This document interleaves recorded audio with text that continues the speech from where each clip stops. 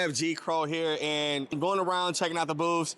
And again, I'm not gonna rank the booths. My ranking doesn't mean much, but if I'm gonna say there's a top booth here that everybody should visit, it should be these kids at First Robotics. This is the future. These are the kids that are gonna shape the future. They're gonna change the world. They're gonna change the way that we look at the world, and it starts with stuff like this. So I'm here with Droid Squad right here. What school do you guys go to?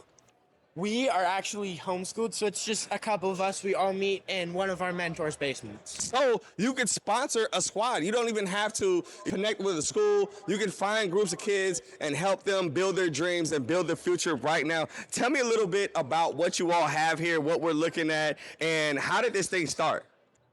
So we started with a community team. There's First Robotics announces a season challenge every year in September.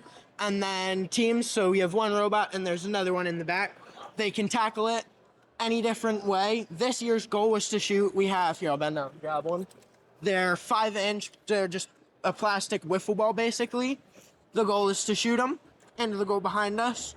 We've tackled it two different ways. The way ours works specifically, as you can see, we have this drop down and take on the front, and then it transfers it up to our turreting shooter, and then Derek can tell you a little bit more about this robot on the front. Tell me, Derek. So this one, we got a 3-wide robot here, so we can intake all 3 at the same time. Then we shoot these outer 2 first, and then this one have a second later. We used to shoot them all 3 at the same time, but they collided in midair, so that's why we shoot it like that. Okay. But we can shoot faster than a lot of robots that shoot only 1 at a time. So that was gonna be my next question for you all, because I'm not smart enough to do any of this stuff, but I have played a little bit of wiffle ball, and I know those holes in that plastic make for some weird motion. What were some of the things that you all had to maybe troubleshoot or change? I know you just talked about not shooting all 3 at the same time. What did you all run into? Because I know that it wasn't all from idea to perfection right away, right? Yes. So what we've dealt with most is spin on the ball causes inconsistency, either with flight path or the ball landing in the goal and bouncing out.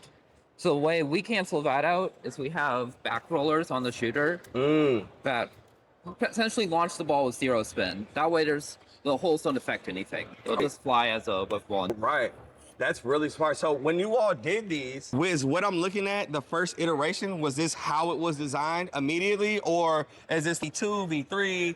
What are we looking at right now? So for us, this is our second version of the robot. We actually built an entire different robot, but then we had some issues with it taking, so we just were like, oh, it's gonna be easier to just build a whole new robot than fix them. So this is our second version of the robot that we've designed and built, and then, is that your first version? Yeah, so this is our first physical version, but just in the design process, this is our 3rd version that we designed. And then we've swapped out parts and changed stuff, but kept the whole of the robot mostly the same and just swapped out parts. So that's really cool. So this is the first physical design, but you're making a digital twin using CAD CAM software or something like that? What software are you using? Onshape CAD. Okay, Onshape. So I'm familiar with Mastercam and SolidWorks and stuff like that. And a lot of times people say these programs are too intensive for people your age. What would you say to that? It just takes a lot of practice to get used to it, but I've spent 3 years learning how to CAD, and so it just takes a lot of practice, but once you get practice, it's pretty easy. Especially for you all, you guys play video games probably. You guys know how to design in 3D environments or play around and manipulate things in 3D environments. Now, the real question is this versus this. Who's taking home the trophy? I think this one has been higher scoring so far. Okay, Yeah, they're number 2 in the whole world. Yo, I'm talking to some really heavy hitters here. Can you say this again? We're number 2 in what? We're at number 2 in the world. We're the top team in Ohio. My goodness. Oh, man. So this is a famous thing right here. You're known in the world of First Tech Challenge. Is that correct? So what's next on the schedule for this one? We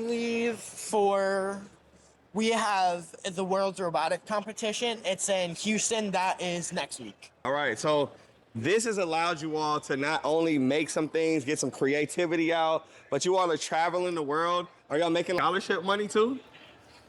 There's opportunities for scholarships through First Robotics.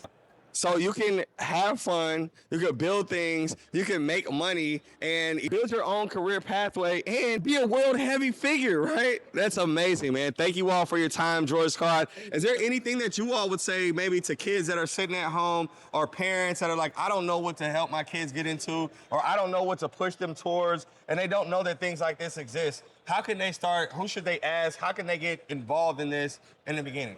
So, I'd say try to find a team near you. The First community is very supportive. They'll help you get started.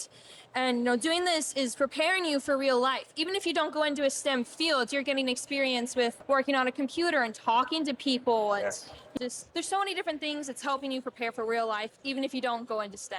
Yes, and I don't know if y'all see it, but my girl has 3D printed earrings that are just like the balls that we're shooting out here. That's amazing. And that brings me to another question, because I see a lot of additive on here. I see some really great powder coating. Did you guys have access to all of these things and then you put it together? Or was there a company that said, you can use my 3D printers? Or how did this happen? How did this come together? There's a whole lot going on here. Yes.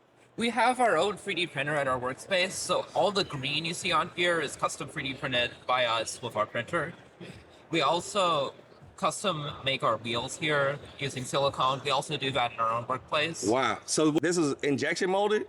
Poured in, but yes, we made this. But all the plates, a company lets us use their water jet cutter to go cut our plates there. Man, that's amazing. And then did they finish these for you, or is that how it was when you cut them?